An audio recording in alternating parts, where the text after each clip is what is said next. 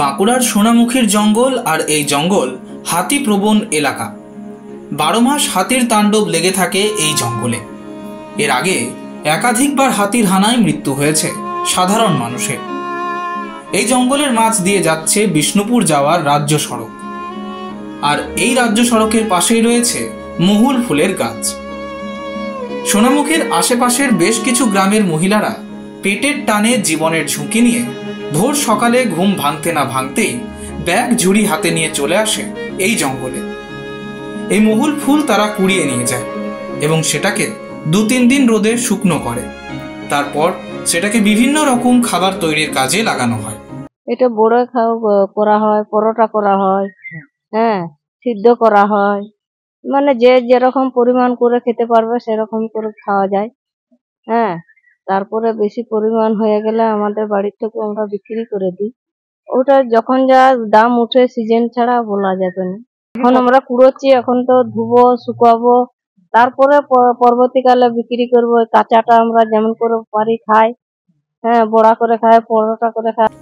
স্থানীয়দের দাবি, এই মহুল ফুল দিয়ে পিঠে, পরোটা, বড়া সহ আরো অন্যান্য খাবার বানিয়ে খাওয়া হয়। এছাড়াও এই মহুল ফুলকে তারা বিক্রি করে। এই ফুল এখন বাজার দর 25 টাকা কেজি। এই চৈত্র বৈশাখ মাসে এই মহুল ফুলটি ফলন হয় বা গাছ থেকে মাটিতে পড়ে, আর এই সময়ে রুজি রোজগারের একটা জায়গা তৈরি হয় গ্রামবাসীদের কাছে। চৈত বৈশাখে এটা পিঠে তৈরি হয় আর সিদ্ধ করে খাওয়া হয়। এমনি কাঁই বীজ, বুট কলাই, গম টম দিয়ে সিদ্ধ করে খাই, আবার বানানো হয়। বেশি হলে আমরা বিক্রি করি।